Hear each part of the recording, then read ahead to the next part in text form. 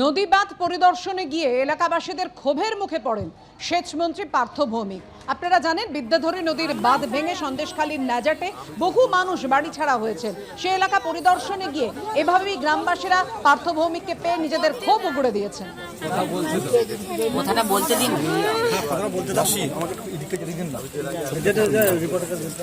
আপনাদের সামনে মমতা ব্যানার্জি আমায় পাঠিয়েছে, নিজের চোখে দেখে এসো, ওনাদের কি সমস্যা দেখে এসো, সমাধান করতে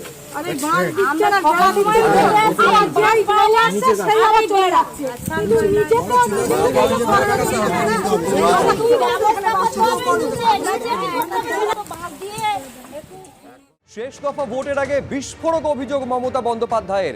দমদম কেন্দ্রে বিজেপি এবং সিপিএম এর মধ্যে যোগসাজশ হয়েছে।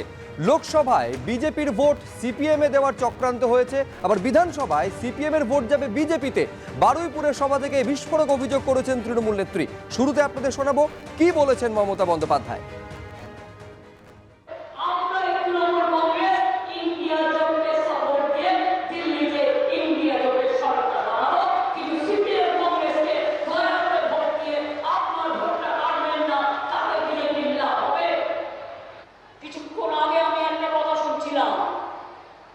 কিছু কিছু জায়গায় আন্ডারস্ট্যান্ডিং হয়েছে।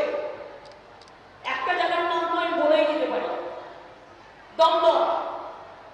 ওখানে ওদের একজন পূজনীয় সিপিএম এর নেতা দাঁড়িয়েছেন, তার সাথে বিজেপির কথা হয়েছে, লোকসভায় ভোটটা সিপিএম বিজেপিকে দেবে, আর বিধানসভায় ভোটটা একটা বিধানসভা আছে ওখানে চলছে, যেটা হচ্ছে বরানগর, সেখানে সিপিএম এর ভোটটা বিজেপিতে আসবে। শুনুন, এই পলিটিক্স আমি করি না। এই জন্যই আমি চিরকাল কংগ্রেস করার পরেও যদি তৃণমূল কংগ্রেস তৈরি না করতাম আর আপনারা আমার সাথে না থাকতেন, তাহলে আজও সিপিএম কে বাংলা থেকে আমরা বিদায় করতে পারতাম না, অত্যাচারীদের বিদায় করতে পারতাম না। ফলে বুঝতে পারছেন যে বিস্ফোরক অভিযোগ করেছেন মমতা বন্দ্যোপাধ্যায়। বারুইপুরে আজকে নির্বাচনী জনসভা ছিল, নির্বাচনী জনসভা থেকে বিস্ফোরক অভিযোগ করেছেন মমতা বন্দ্যোপাধ্যায়। ফোনে আমরা এই মুহূর্তে যোগাযোগ করতে পেরেছি সিপিএম এর কেন্দ্রীয় কমিটির শিলভদ্র দত্ত এই মুহূর্তে আমাদের সঙ্গে রয়েছেন। দমদম লোকসভা কেন্দ্রের বিজেপি প্রার্থী শিলভদ্র দত্ত। শিলভদ্রদা, মারাত্মক অভিযোগ করছেন মমতা বন্দ্যোপাধ্যায়। তিনি বলছেন যে আপনাদের সঙ্গে সিপিএম এর একেবারে আন্ডারস্ট্যান্ডিং হয়েছে। এই আন্ডারস্ট্যান্ডিং অনুযায়ী মমতা বন্দ্যোপাধ্যায়ের অভিযোগ যে লোকসভায় বিজেপির ভোটটা সবটা সিপিএম এ যাবে এবং বিধানসভায় সিপিএম এর ভোট যাবে বিজেপিতে। এরকম কোনো আন্ডারস্ট্যান্ডিং হয়েছে? মমতা বন্দ্যোপাধ্যায় বলছেন খবর পেয়েছেন। মমতা ব্যানার্জি করতে খবর পেয়ে যাওয়ার দরকার নেই।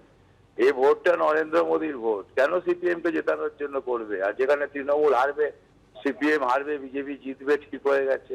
এটা একটা মমতা ব্যানার্জির শেষ সময়ে। দেখুন, একটা লোকসভা কেন্দ্রে রাজ্যের মুখ্যমন্ত্রী বোধহয় 6টা না 7টা প্রোগ্রাম করলেন। উনি ভয় পেয়েছেন, এই দমদমে সৌগতবাবু জিতবেন না, এটা উনি জানতে পেরেছেন, বুঝতেও পেরেছেন। অভিজ্ঞ রাজনীতিবিদ তো, তাই এখন একটা এইরকম গল্প ছড়িয়ে দিয়ে, নাটক ছড়িয়ে দিয়ে উনি চাইছেন যে এইটা বলে যে জিতবে না যখন, তখন একটা যুক্তি জড়িয়ে। এটা খুব ভুয়ো, মানে খুব হালকা যুক্তি, হালকা নাটক। এটা মানে আমি কি বলবো, এটা খুব হালকা নাটক বলছেন মমতা ব্যানার্জি। ওনার কোনোটাই কিছু হবে না এবং ওনার কোনো নয়। বিজেপি কখনো সিপিএম কে ভোট দেবে না।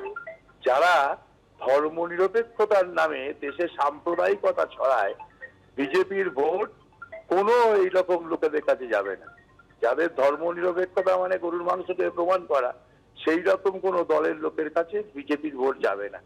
বিজেপির ভোট বিজেপিতেই থাকবে, বিজেপি জিতবে।